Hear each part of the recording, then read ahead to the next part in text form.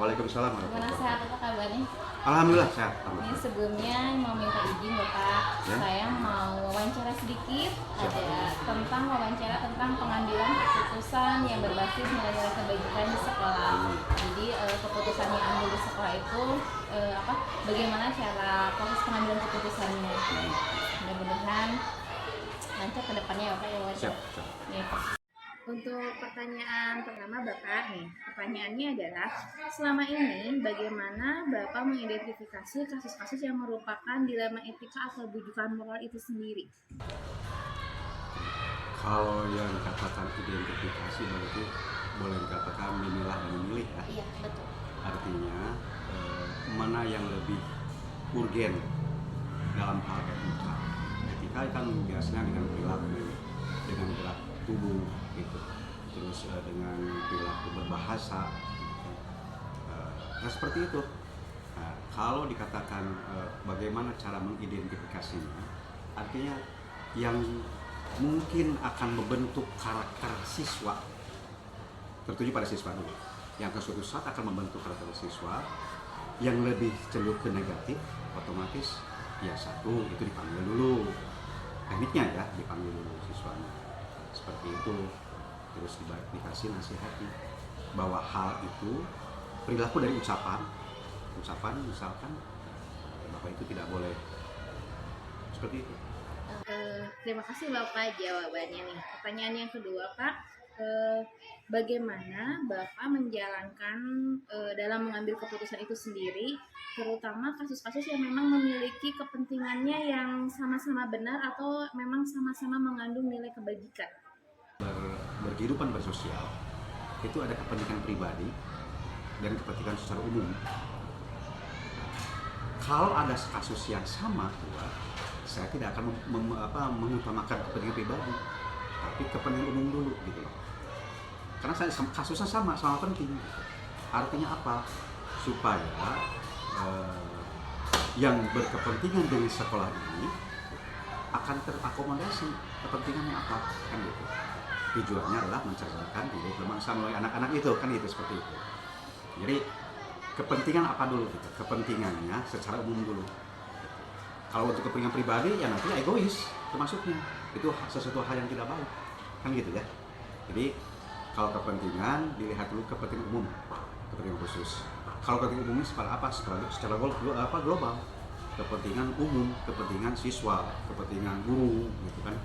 Bukan secara individual pribadi. Itu yang diutamakan kalau sama-sama penting. Pertanyaan yang ketiga, langkah-langkah atau prosedur apa yang biasa Bapak lakukan dalam pengambilan keputusan itu sendiri? Kan lebih baik kalau memikul sesuatu bersama-sama. Bapak pernah paling sering ketika mengadakan rapat dengan Bapak Ibu guru, adanya kerjasama, adanya pembentukan komunikasi, terjalinnya komunikasi yang baik, pasti tujuan akan tercapai gitu. Ketika dibangun komunikasi, bisa bersama-sama mengerjakan sesuatu yang anggap berat, tidak ada yang berat kalau dikerjakan bersama-sama. Tapi kalau dikerjakan sendiri-sendiri dan tidak ada kerjasama, pasti akan berat, susah untuk mencapai tujuan. Artinya apa? Jadi diutamakan dulu, bentuk dulu komunikasi, ya. Persamakan dulu persepsi. Tujuannya apa kita mau bersekolah ini? Pokoknya seperti itu. Pertanyaan yang ketiga, langkah-langkah atau prosedur apa yang biasa Bapak lakukan dalam pengambilan keputusan itu sendiri? Satu, yang pertama, kalau untuk mengambil keputusan, ya, kalau ada suatu masalah seperti itu di sekolah, ya duduk bersama dulu. Duduk bersama. Ada kasus yang harus diselesaikan bersama. Karena suatu kasus tidak akan apapun kalau diselesaikan sendiri-sendiri itu akan hasilnya tidak akan terlihat gitu. Susah untuk menghasilkannya. Bu Tian, Bu Heni dan teman-teman yang lain gitu. Contoh gitu ya. suatu kasus walaupun secara global gitu, ingin mengerjakan sesuatu kan bersama-sama. Terus kalau sendiri-sendiri, yang tadi Bapak katakan bahwa kalau sendiri-sendiri itu sulit untuk mencapai suatu tujuan. Tapi kalau dengan bergotong royong, duduk bersama, memecahkan masalah bersama-sama, itu akan terselesaikan. Gitu. Jadi kan semua orang tahu masalahnya apa, kasusnya apa. Maaf, kalau misalkan sudah terbiasa dengan kalimat ya, karena ada etika.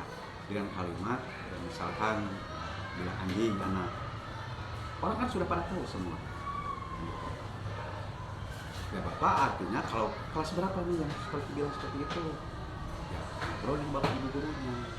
Bagaimana mengantisipasi supaya anak tidak mengatakan hal seperti itu lagi, kan gitu. Mungkin langsung di Bapak panggil, misalkan langsung diomongin seperti itu. Karena Bapak juga sudah memberikan otoritas kepada Bapak ibu gurunya. Pertanyaan selanjutnya ya Pak, ada nggak hal-hal yang Bapak anggap efektif dalam pengambilan keputusan itu sendiri? Yang pertama, kalau untuk mengambil keputusan ya, kalau ada suatu masalah seperti itu di sekolah, ya duduk bersama dulu. Duduk bersama. Ada kasus yang harus diselesaikan bersama. Karena suatu kasus tidak akan apapun kalau diselesaikan sendiri-sendiri itu akan hasilnya tidak akan terlihat gitu. Susah untuk menghasilkan. Bu Tian, Bu Heni dan teman-teman yang lain gitu. Contoh gitu ya, suatu kasus walaupun secara global gitu, ingin mengerjakan sesuatu kan bersama-sama. Terus kalau sendiri-sendiri, yang tadi Bapak katakan bahwa kalau sendiri-sendiri itu sulit untuk mencapai suatu tujuan. Tapi kalau dengan bergotong royong, duduk bersama, memecahkan masalah bersama-sama, itu akan terselesaikan. Gitu. Jadi kan semua orang tahu masalahnya apa, kasusnya apa. Maaf, kalau misalkan sudah terbiasa dengan kalimat ya, karena ada etika. Dengan kalimat, misalkan bilang anjing, anak. Orang kan sudah pada tahu semua. Ya Bapak artinya kalau kelas berapa nih yang seperti bilang seperti itu? Ya, bro yang Bapak ibu gurunya. Bagaimana mengantisipasi supaya anak tidak mengatakan hal seperti itu lagi, kan gitu. Mungkin langsung di Bapak panggil, misalkan langsung diomongin seperti itu. Karena Bapak juga sudah memberikan otoritas kepada Bapak ibu gurunya, kan seperti itu. Untuk selanjutnya Bapak, hal apa saja yang selama ini merupakan tantangan? Selanjutnya adalah ada nggak tantangan yang dihadapi dalam pengambilan keputusan pada kasus-kasus yang dihadapi? Kalau tantangan sih yang namanya manusia hidup pasti ada tantangannya. Artinya kebalikan dari ini tadi. Tantangannya kalau segala sesuatu ditelan sendiri, dikerjakan oleh sendiri, itu suatu tantangan. Makanya kenapa Bapak di sini selalu membagikan mulai dari organigram dulu gitu.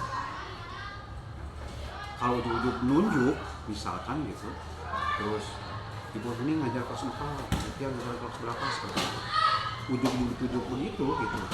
Dan justru nantinya ada kesimpang siuran di sana gitu. Pak, walaupun saya kan guru agama seperti itu, kalau menunjuk satu jadi salah lah seperti ya. Kalau menunjuknya salah seperti itu, artinya tetap harus ada komunikasi dulu, harus rapat dulu, dibentuk dulu. Bagian apa ini? Untuk apa? Untuk meringankan tadi, untuk pemecahan masalahnya. Masalah kepala sekolah kan banyak. Contohnya mengerjakan LPJ sebetulnya untuk kepala sekolah, bendahara pun untuk kepala sekolah, operator pun untuk kepala sekolah. Tapi ketika dibantu sama teman-teman, diangkatnya teman-teman yang ingin membantu Bapak di bidangnya masing-masing, operator, di Bapak Ibu guru, di guru PJOK. Nah, ketika itu dibantu, itu akan memecahkan suatu masalah. Jadi tidak semua tugas mengajar itu sebetulnya kepala sekolah. Kalau lebih tingginya kan mengajar itu tugasnya presiden sebetulnya. Makanya untuk supaya presiden tidak dari ujung Sumatera sampai ujung Papua gitu, tidak dikerjakan sendiri, makanya angkat Bapak Ibu guru supaya apa? Memudahkan mengerjakan tugas, melaksanakan tugas, menyelesaikan tugas. Selanjutnya, pertanyaan selanjutnya yaitu misalnya dalam suatu pengambilan keputusan itu ada nggak waktu-waktu tertentu atau memang ada dijadwalkan atau memang langsung kejadian itu langsung diputuskan keputusannya? Ya tentu saja itu bisa terpengaruhi atau dipengaruhi dengan sikon ya, jadi situasi dan kondisi. Kalau Bapak ada di sekolah, misalkan tidak ada tugas keluar dan terjadi suatu kasus, ya Bapak akan langsung selesaikan. Kalau ditunda-tunda itu kan jadi masalah, gitu kan? Jadi lupa lah, apalah, ada kegiatan lain gitu. Pada akhirnya malah membengkak karena sifat orang ketika berbicara, misalkan mohon maaf nih, Bu Heni punya masalah dengan Bu Yan, misalkan seperti itu. Ketika berlalu ini ngobrol sama orang lain, ini juga akan ngobrol sama orang lain. Artinya mencari dukungan seperti itu. Kan jadi banyak. Tapi kalau ketika Bapak saksikan sendiri kejadian hal seperti itu, panggil dua-duanya, kita ngobrol bersama. Apa sih yang menjadi masalah? Ya masing-masing bukan menonjolkan egonya, tapi masalahnya apa? Dan masing-masing harus belajar ikhlas, gitu. Ketika belajar ikhlas, artinya akan menyadari diri sendiri salah atau benar, bisa diputuskan. Satu itu. Kalaupun nanti misalkan kasusnya sekarang di luar Bapak Ibu guru lah gitu, ada kasus misalkan dengan siswa, Bapak Ibu guru walaupun tidak semua gitu, ada kelas 2, kelas 4, kelas 3 seperti itu, yang minta bantuan Bapak menyelesaikan masalah. Misalkan anak ini kenapa tidak sekolah terus? Ini kan tidak sekolah artinya tidak melaksanakan pembelajaran ya. Artinya kita menyalahi etika. Etika juga termasuk aturan kan, seperti etika. Melaksanakan aturan itu tidak ada etika. Itu kan dipanggil. Oke lah nanti hari Senin, kan dijadwal. Hari Senin datang ke sekolah dengan orang tuanya. Mungkin di sana nanti diskusi, dipecahkan masalahnya apa, kenapa tidak selalu sekolah, malah sekolahnya ada apa sebetulnya. Ya kan ada tanya jawab, ada share dengan orang tuanya, apa sebetulnya kejadiannya kan gitu. Sebelum itu pun ketika ada kasus di siswa, misalkan ibu gurunya siap untuk datang home visit ke rumahnya, Bapak tugaskan seperti itu. Jadi banyak sekali. Misalkan bisa saja Bapak langsung atau dengan penjadwalan. Yang ketiga ya, kalau kasus dengan anak bisa menugaskan guru kelasnya untuk berkunjung ke rumahnya. Itu sebagai tahapan ya. Terus pertanyaan selanjutnya adalah apakah ada atau seseorang atau faktor-faktor lain yang selama ini itu bisa mempermudah Bapak dalam mengambil keputusan pada suatu masalah di dalam sekolah? Sebetulnya kasus ringan-ringan saja sih. Ya ketika misalkan bersendak gurau yang agak menyerempet gitu ya. Itu kan kadang-kadang mungkin ketika yang diajak ngobrolnya atau yang menjadi korbannya lagi sensitif kan beda lagi ya, gitu kan beda lagi ketika ada rasa sensitifnya bisa saja tersinggung padahal mah geureuy dah atuh kan gitu. Nah seperti itu. Artinya kenapa gitu? Selama saya memimpin di sekolah ini belum ada kasus di antara guru yang melanggar etika lah atau apapun namanya gitu. Selama 2 tahun di sini belum kejadian gitu. Jadi kalaupun belum ada kejadian ya apa yang mesti diceritakan kan seperti itu. Ya kita tidak boleh gitu mengira-ngira kalau kejadian nggak bisa seperti itu. Tapi tetap fakta yang harus dibicarakan. Kalaupun tidak ada kejadian, tidak ada kejadian di sekolah yang saya pimpin di sini. yang terakhir ini Pak pertanyaannya. Dari semua hal yang telah disampaikan, kira-kira pelajaran apa yang Bapak bisa ambil atau bisa diambil pembelajaran dari pengalaman itu dalam mengambil keputusan dilema etika? Sebetulnya sangat mudah sih ketika kita bekerja melaksanakan tugas di sekolah ini. Mudahnya apa gitu? Semuanya saling mendukung untuk keputusannya. Jadi banyak saran, banyak apapun gitu. Yang saran itu bukan untuk menjerumuskan, tapi untuk hal-hal menjadi lebih baik lagi. Kerjasamanya sekolah ini sudah sip lah, sudah top banget. Artinya apa gitu? Bukan membela-bela sekolah yang udah baik atau gimana gitu, mengarang-arang ya. Bukan. Jadi selama Bapak di sini, hampir semua guru, teman dari operator, teknik, kondisinya membantu. Dikatakan tidak ada yang sangat pelik dalam permasalahan, tidak ada. Kalaupun kemarin tahun lalu gitu, beberapa kali Bapak bercerita bahwa di sekolah sebelumnya ada kasus seperti itu, kan gitu. Kasus ya istilahnya ada clash antara guru gitu. Sementara di sini sudah 2 tahun, ya 2 tahun lah, kurang berapa bulan, itu tidak ada masalah seperti itu. Etika, kalaupun etika wajar saja, kalau dia sendak guru wajar, tidak saling bentak, tidak ada sama sekali. Nah, ketika walaupun misalkan ada suatu kejadian ketika dikasih saran sampai nangis misalkan gitu, kayak itu mah mungkin saja seseorang itu selesai kan gitu, bisa saja seperti itu. Jadi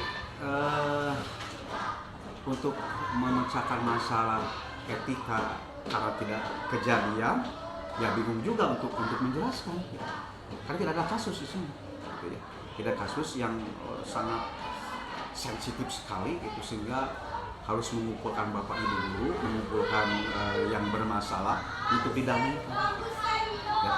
Jadi etika itu kan kejadian keterhubungan sosial ya.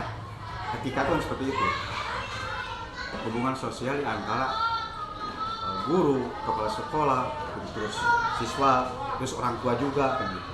Sementara di sini ya ada mana? Ya, artinya sudah tentrem gitu.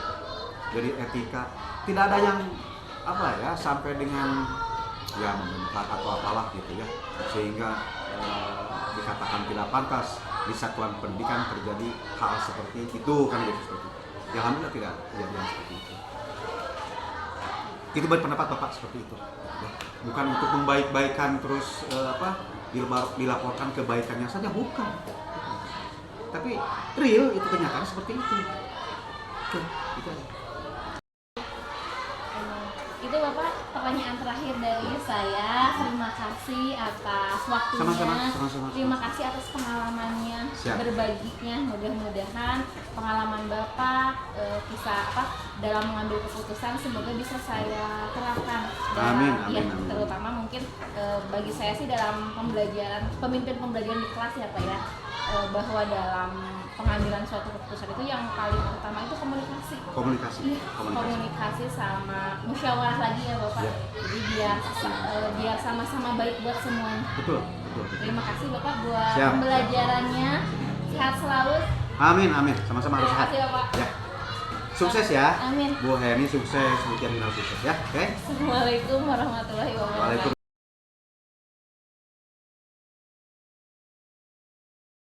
Assalamualaikum warahmatullahi wabarakatuh Ibu. Waalaikumsalam. Sehat. Alhamdulillah. Sebenarnya terima kasih Ibu sudah mengizinkan saya. Ibu sudah meluangkan waktunya untuk kegiatan ini. Sebenarnya kegiatannya untuk melaksanakan tugas dari CIP, mewawancari kepala sekolah tentang pengambilan keputusan yang berbasis nilai-nilai kebajikan. Sebelumnya boleh Ibu bertanya nih? Boleh, silakan. Ada beberapa pertanyaan.